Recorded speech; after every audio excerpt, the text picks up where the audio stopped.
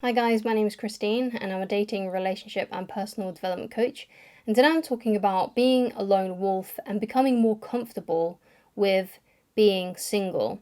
So what's important when you're single is you've got to try and learn to enjoy your own company. Because when people go into things like rebound relationships, so they go from basically one relationship straight into another without any time in between relationships, or the time that they do have between relationships is very small. So, for example, it's only a matter of weeks or just a matter of a couple of months before they enter a new relationship.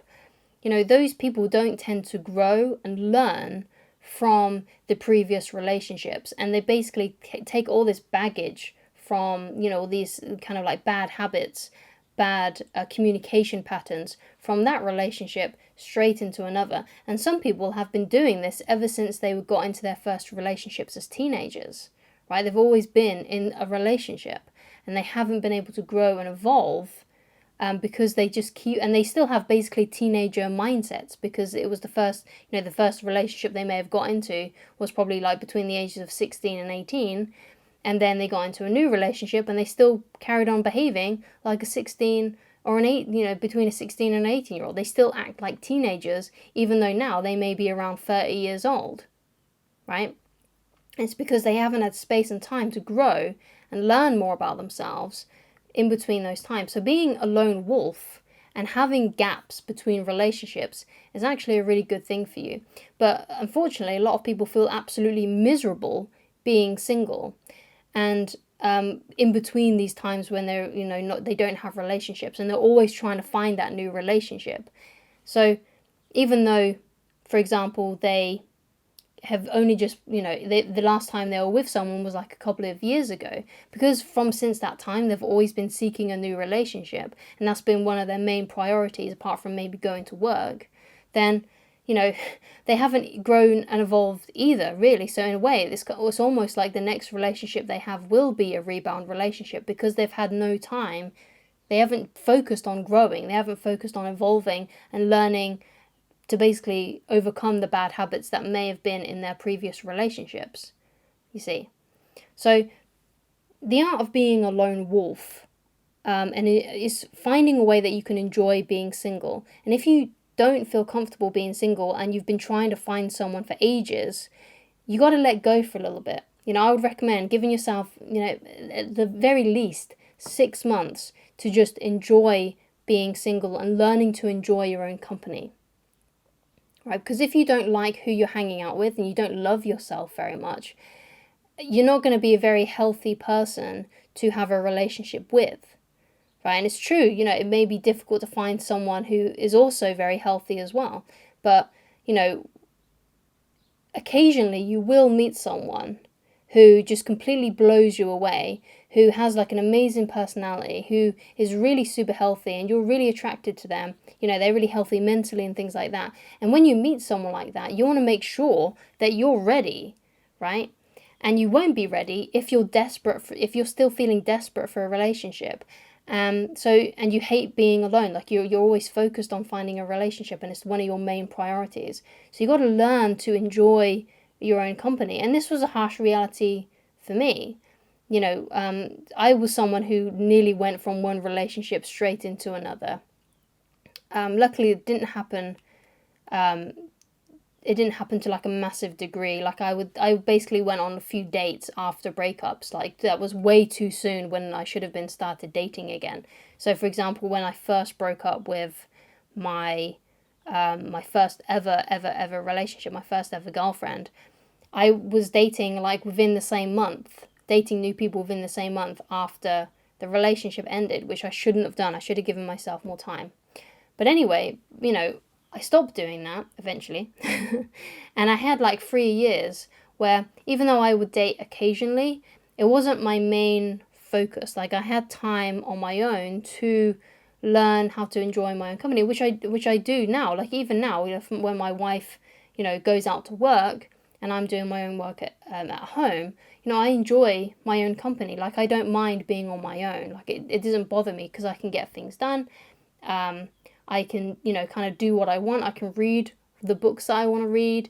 I can do the activities that I want to do. I can work on my YouTube channel, things like that. So like I enjoy being alone. Like it doesn't bother me to be alone. Like it doesn't bother me to, even go out on my own that much. Now I'm quite happy if I don't typically do it a lot, but if I needed to and if I really wanted to, I don't mind going sit in a coffee shop by myself and just sort of watching the world go by. There was a few occasions where I would even go to the cinema by myself to watch movies. I didn't mind that. Like it didn't bother me that much, especially if it was a movie that I really wanted to go and see. So it didn't bother me that I was alone. It didn't bother me at all, and it doesn't bother me when I'm alone because I can find a way to enjoy my time and to entertain myself, and I like it that way. And I like being on my own. But of course, I also love being in a relationship. I love being with my wife, and that is also great for me as well because we have a good time together. We have a laugh. It's great, but you have to learn to be on your own, right? Which is the whole point of becoming a lone wolf. It doesn't mean that you don't have any friends. It doesn't mean that you don't have any family. It doesn't mean that you don't have any people that you like. It doesn't mean that you're some sort of like cold, emotionless person that is just a recluse and a hermit. What it means, though, is that when it comes to romantic relationships, you've decided that you've wanted to learn how to enjoy being on yourself, by yourself first, before you go into a relationship. And I think that's a really great thing for anyone to do who has gotten out of especially like a really long-term relationship recently, just to give yourself a few months where you can sort of learn who you are, learn what you like, what you don't like, and enjoy your company and find a way to be at peace with being single. Because if you're not at peace with being single, then you're going to come off as desperate anyway, because when you go on a date with someone, you're going to be more inclined to message them too much and over pursue. Whereas if you enjoy being on your own, it's not going to bother you that much when you meet someone that you like, who you think is really attractive, and you're not going to be as desperate, you're not going to act as desperate around them because you also enjoy being on your own. So that's the point where you've got to get to before you actually enter a relationship. It's kind of like a bit of a paradox, right? It kind of seems like one of those sort of like weird opposite things. Like when you start caring less about being in a relationship, the more likely you're more in a healthy mindset to actually be in one, right? Because ultimately, what the purpose of a relationship, and I think I learned this from Tony Robbins, is that it's a gift. Like you go into a relationship to give to the other human being, right? It shouldn't be about taking. It shouldn't be about those sort of like weird obligations or treating the person that you're with like an object. You go there to have a fun time. So when you're on a date, your goal shouldn't be like, oh, at the end of the night, I hope I'm going to get laid, or I hope I'm going to get a free meal out of this, or whatever it may be, right? You shouldn't have the purpose of going on a date is to have a fun experience and to get to know someone. Whether it ends in getting laid, or not, it shouldn't matter. What matters is that you are having a fun, enjoyable experience with a new person, and you're connecting with a new person and finding out who they are and having a great time, having a laugh and enjoying yourselves. And it's the same with a relationship. You can't have like every expectation like, oh, it's going to be date night with my husband this week. I hope I'm going to get laid afterwards. Or it's going to be date night with my wife this Friday. Can't wait to get laid afterwards. You need to have an enjoyable experience together and give to each other, as in like you give each other fun experiences and you make each other laugh. That's a gift. I don't mean giving as in like you actually give them a gift. Even you can do that obviously if you want to, and they can do the same obviously as well. But you got to find a way to give to each other, so like, for example, with the gift giving, you got to notice these things as well. Like when you start dating someone, are they a giver? Do they like, sharing jokes with you? Perhaps they do buy you things. Perhaps they do occasionally, or perhaps all the time. They insist on paying for your meals or your drinks, or they buy you a gift. Or, like one of the things that I noticed when I started dating my wife is like we dated like relatively close to Christmas. And she got me loads of like really nice little things. She got me a nice little trinket, and things like that. And it just felt really nice because I could see that she was a giver. Like this girl was a giver. She didn't mind giving me gifts. She was happy to like pay for some of my meals when we would go out together. She was a giver. Obviously I did the same as well. Like I gave her gifts when it got to Christmas. And also, I would pay for meals as well. So, it's all about giving to each other, having a fun experience, and not expecting something else in return, and not having like some kind of end goal, like getting laid or something like that. It's all about having a good connection with this person. Because if you really are interested in someone and you're interested in having a relationship with them, you've got to be absolutely fascinated with the person who is sitting across from you, like who you're on a date with.